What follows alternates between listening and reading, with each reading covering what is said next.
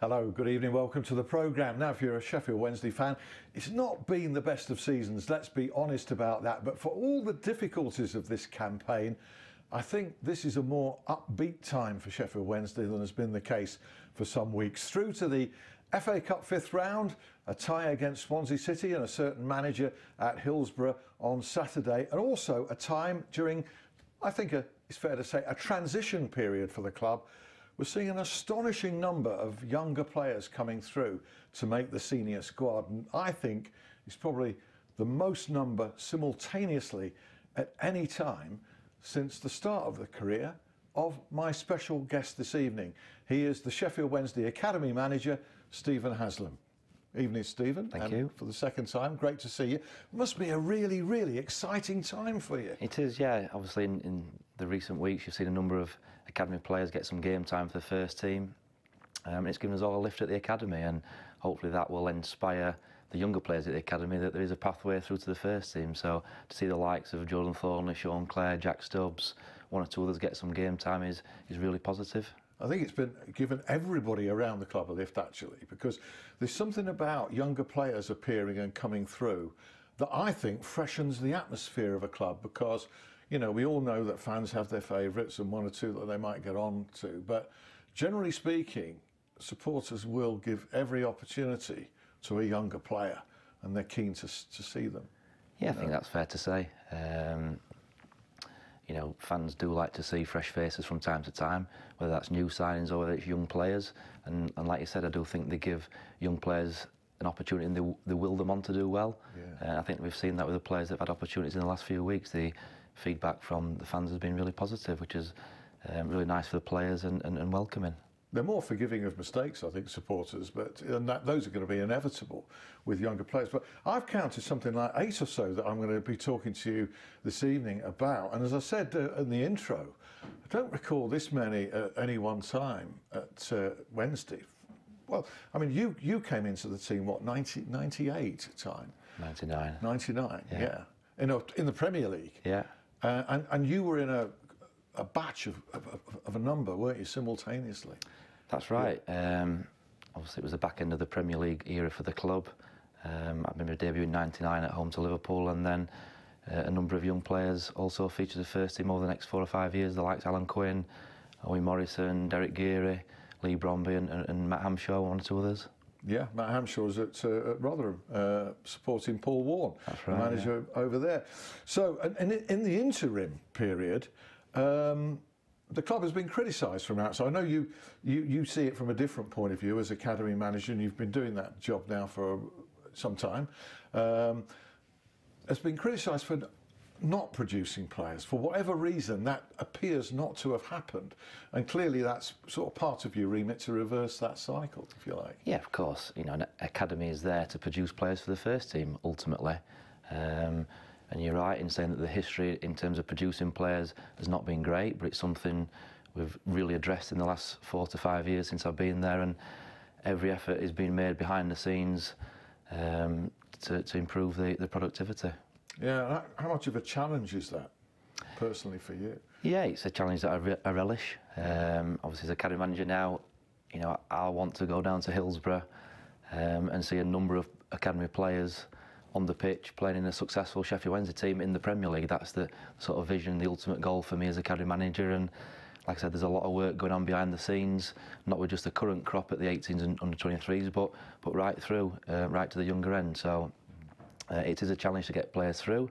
Lots of things go into youth development, but I think if you recruit well and you develop well, and at the end of it they've got an opportunity, you're on the right road to success. And I think in recent weeks, you've seen the opportunities open up for the young players. And one or two of them really taking their opportunity, big style. Sean Clare the other night, I wasn't there on Tuesday, but I gather he had an excellent game in the victory over Derby. We'll talk about him more fully a little bit later, but of course you've got other conditions which affect it as well. You get changes of manager coming along during the course of things.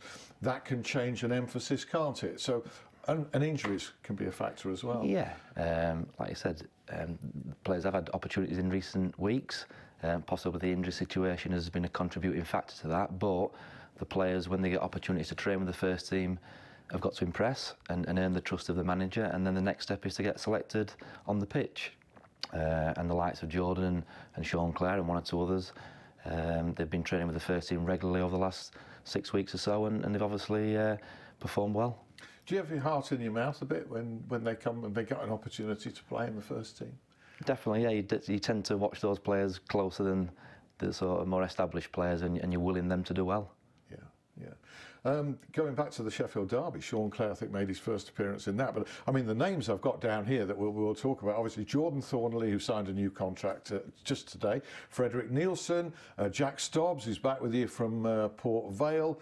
We've got Connor Kirby, Connor O'Grady, Matt Penny, who's on loan at Mansfield, and you tend to forget about these because they've played in the first team and been around for a while, the two goalkeepers, Wildsmith and Dawson. So, I mean, there's loads there, aren't there? Yeah. I think that's 8 and 9 names. And Liam Palmer as well that you've missed off your list. I think there was another academy graduate who's obviously in his mid-20s now, but like I say, if you look at the matchday squad over the last few weeks, there's been at times 6 or 7 academy players involved in the matchday squad, which is great. I missed off Liam Palmer because you forget he's a young player because he's been involved in the first team for so long now. Yeah. Well, this is a changing situation. In an ideal world, I suppose, if everybody had been fit and Sheffield Wednesday have got some outstandingly experienced quality first team players, it's going to be harder, isn't it, to get these boys in? I think the last time we spoke here, you were talking about the challenge of even getting 1 or 2 in, really. Yeah, obviously the club's got aspirations to get in the Premier League. With that comes quality players, is what is required first and foremost. So therefore, as a young player, the challenge to be even better is greater. But that's a challenge that we and the players have got to relish, and you know, we work every day to try and drive standards up, and hopefully we're making progress.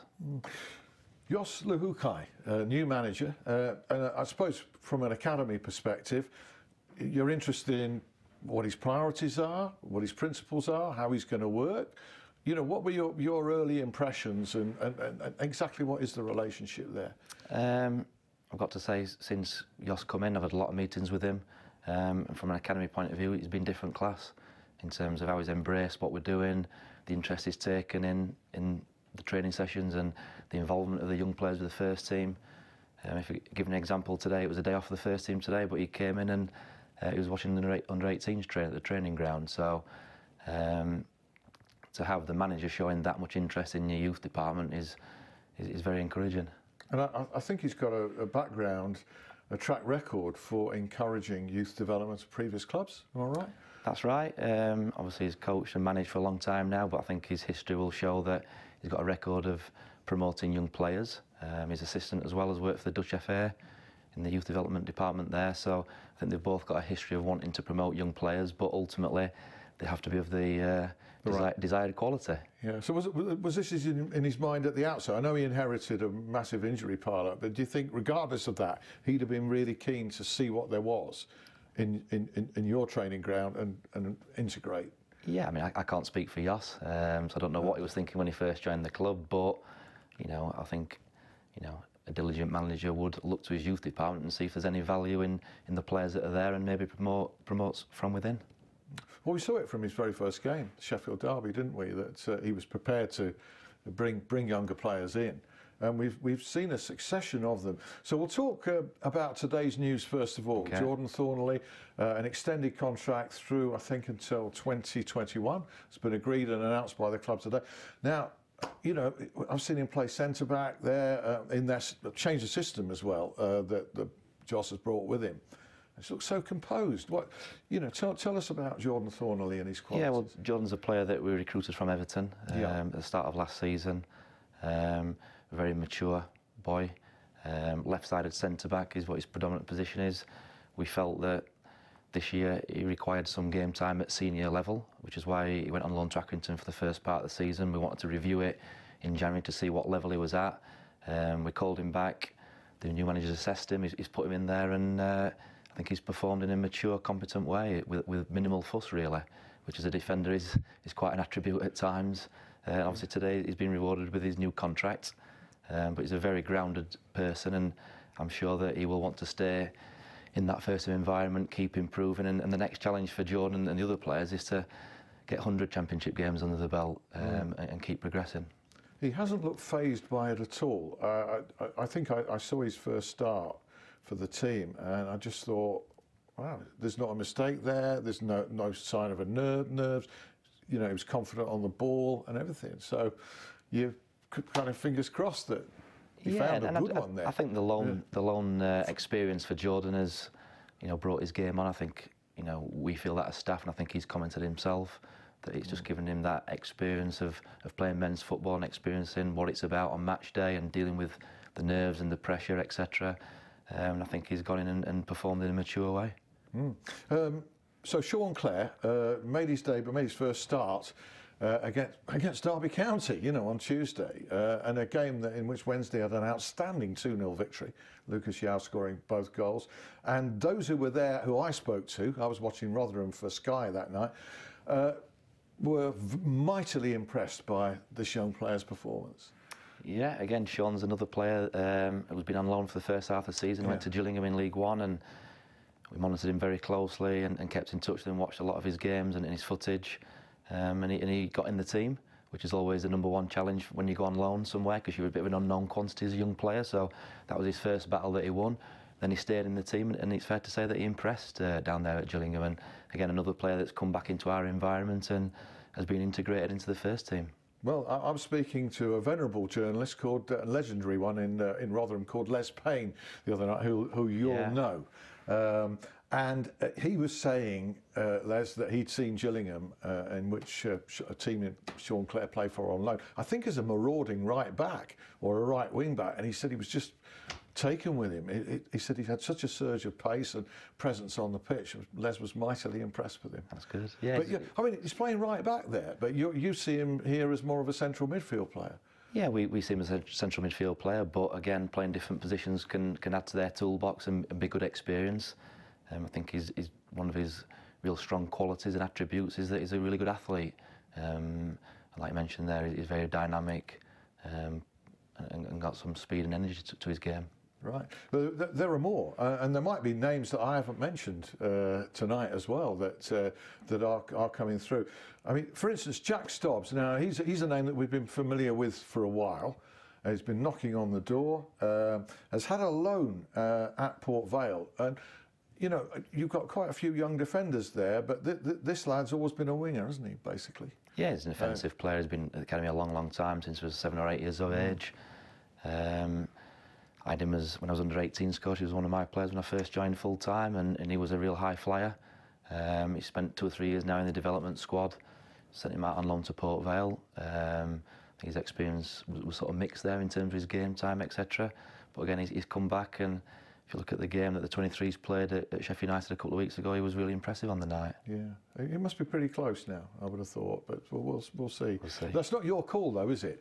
I mean, however good they play for you with the development squad, the under-23s, it's not your call at the end of the day. Although I'd imagine the manager might be coming to you and saying, "Who have you got in that position?" Yeah, for of course. He would seek our advice, but ultimately, you're right. The manager quite rightly picks the team and decides who plays and who doesn't play.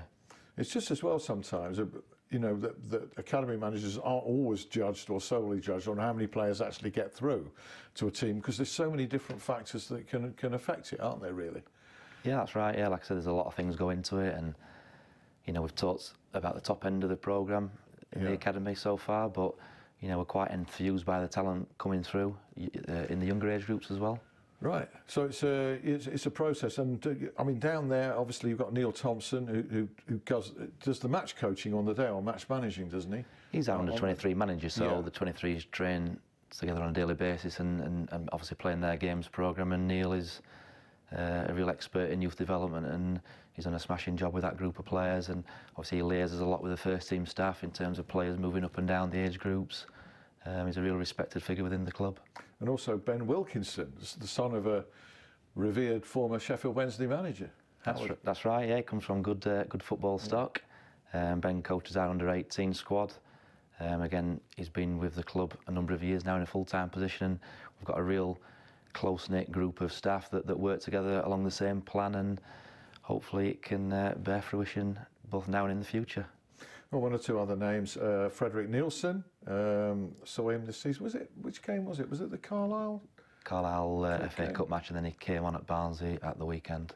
Okay, how did he do? I didn't see that game. Yeah, he was steady in the cup game against Carlisle, and then he sort of came on for the last 10 minutes at the weekend.